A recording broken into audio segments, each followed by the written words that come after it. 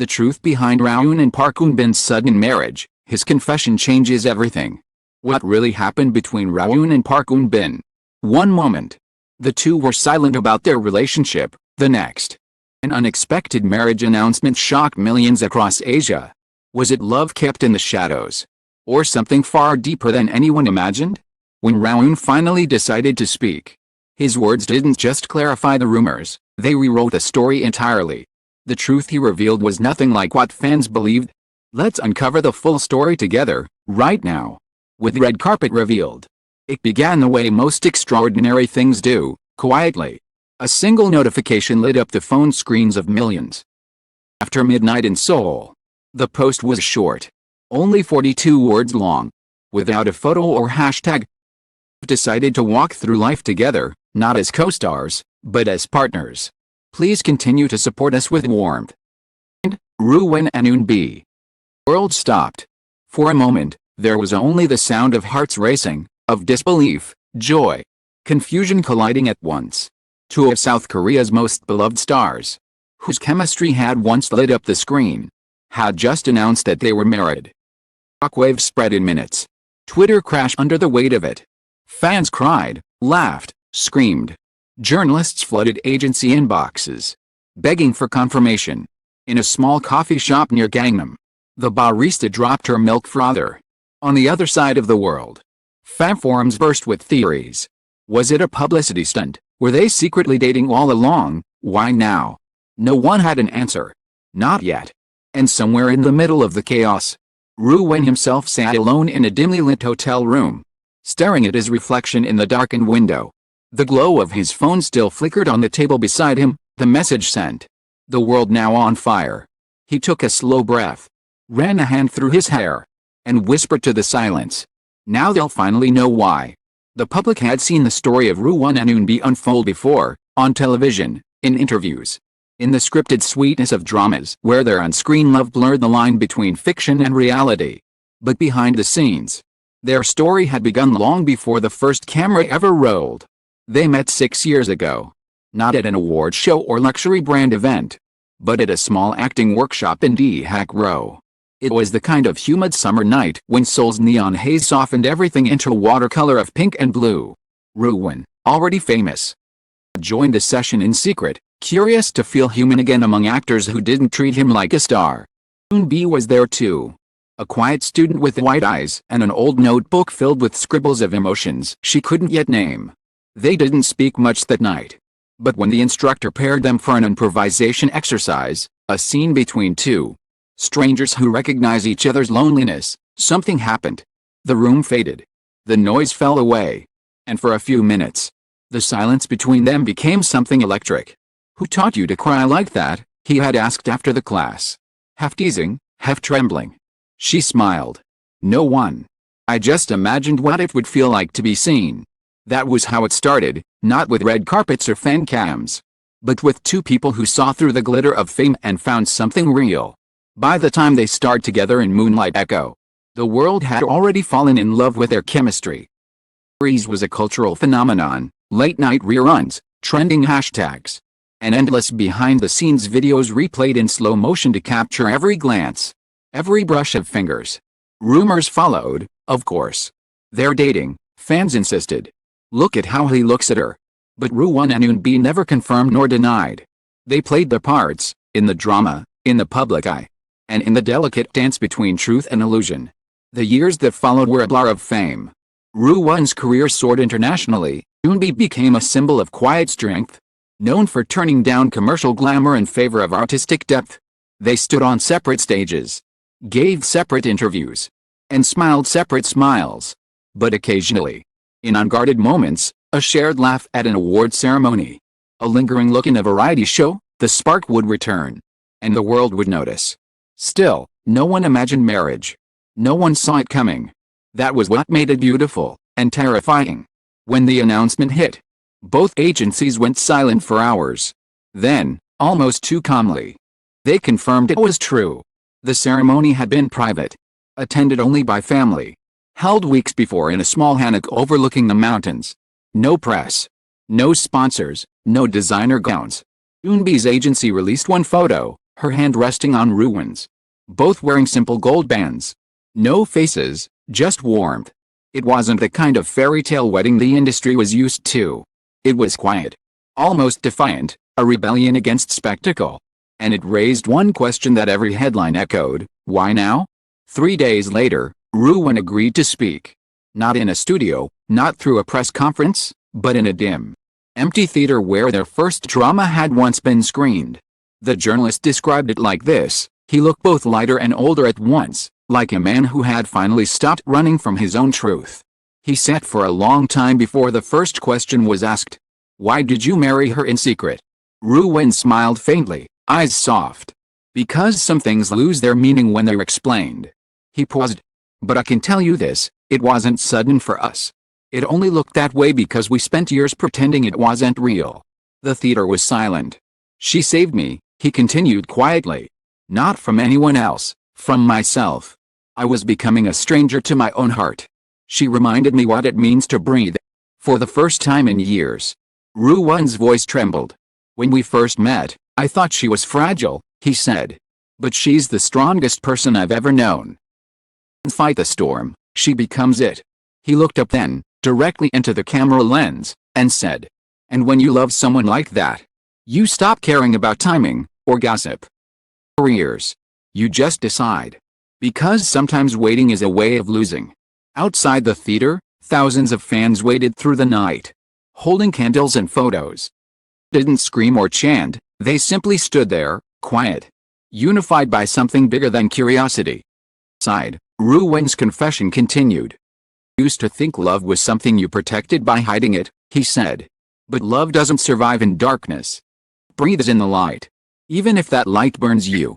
He smiled, the kind that breaks and heals at the same time. So I let it.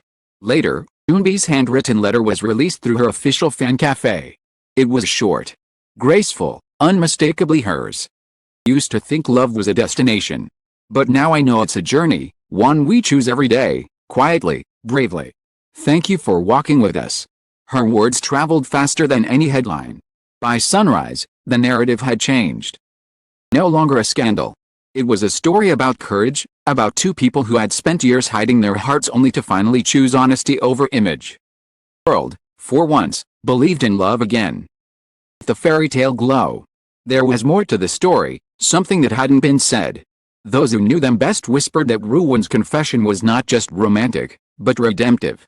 That behind his calm smile was guilt, and behind Eunbi's serenity, an unspoken wound. In one interview long ago, Rowoon had hinted at it. Fame is like fire.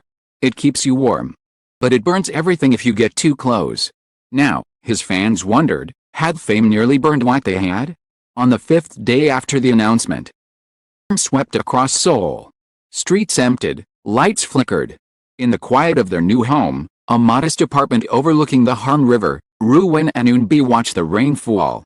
Their phones buzzing endlessly with messages from people they'd never met. She leaned her head against his shoulder.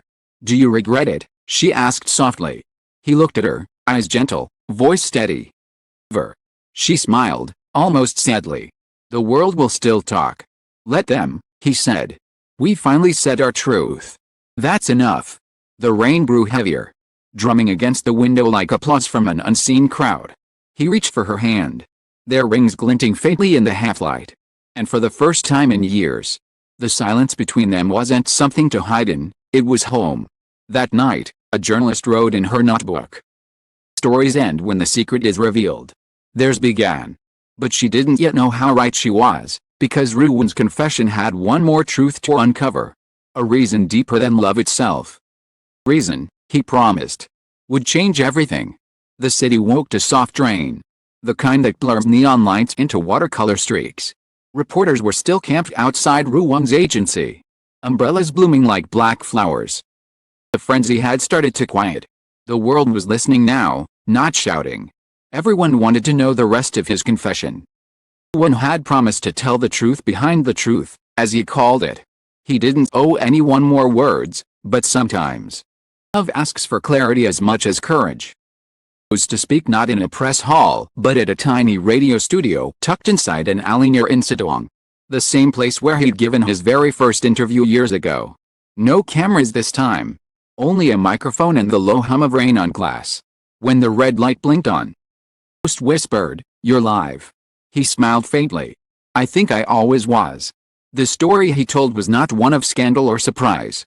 It was one of patience, the quiet kind that grows between two people who've seen each other's worst days and still choose to stay. There was a time, he began, when I thought love meant fireworks, big gestures, confessions under bright lights, the whole script. Life isn't a drama. Love is what's left after the noise fades. He paused, fingers tracing invisible circles on the table. Eunbi and I didn't plan to fall in love.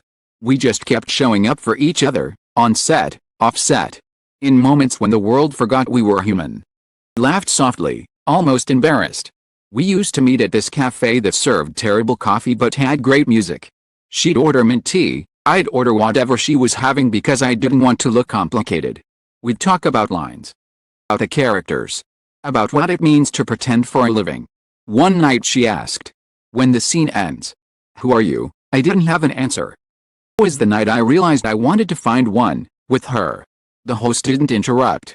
Outside, thunder rolled like a slow drumbeat. 4 months after their series ended, they tried to remain friends.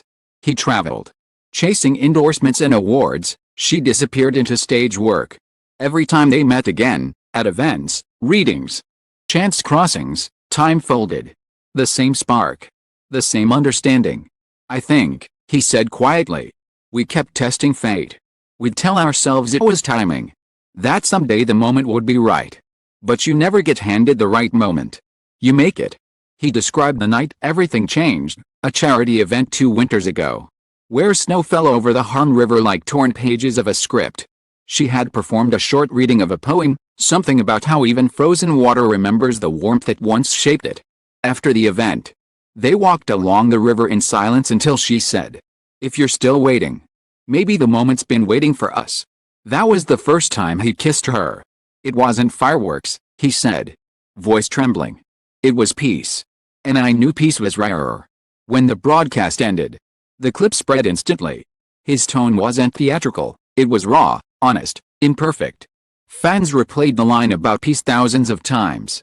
It became a symbol of something the industry rarely showed, a love without performance.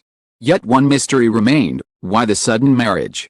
After so many years of secrecy? The answer came a week later, at a fan event neither agency had planned. They were supposed to appear separately. Midway through Eunbi's segment, a familiar figure walked onto the stage, carrying a small bouquet of white lilacs. The audience gasped, cameras froze. He took the microphone from the host and turned to her.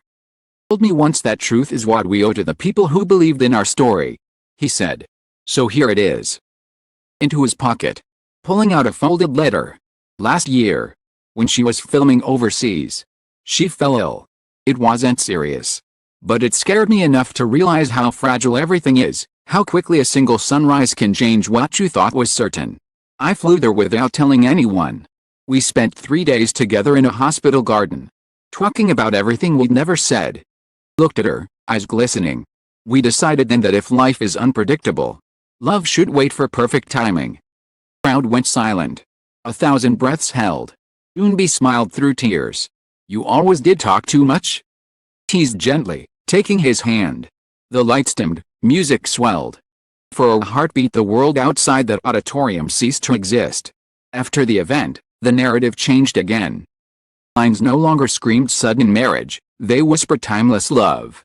Editorials described them as the couple who reminded us that love doesn't need permission. Brand endorsements flooded in, but they turned most down, choosing to keep their story small, their life quiet. A month later, they retreated to Jeju Island. Locals spotted them at small seafood stalls, hiking trails, walking barefoot along empty beaches. Photos surfaced of them laughing over ice cream, hands stained with tangerine juice. The images went viral not because of glamour but because of joy, 2 people who finally looked like they'd exhaled. When asked by a magazine if he planned to return to acting soon, Rowoon smiled. "Maybe later. For now." How to live without pretending. Time passed.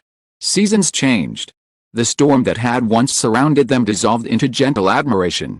Their story became a comfort. Reminder that fame could coexist with authenticity. The most powerful moment came nearly a year later. Award ceremony honoring humanitarian work. She received recognition for funding arts programs for underprivileged students. As she stepped on stage to accept the award, Rowoon surprised everyone by appearing beside her, not as a star, but as a volunteer who had quietly worked on the same project. In her acceptance speech, she said, "This award isn't about fame, it's about love. Because love, when shared, becomes kindness, and kindness outlives us all." The hall erupted in applause. Rowoon simply bowed, his hands over his heart. Later, backstage, someone asked if he had any words for the press.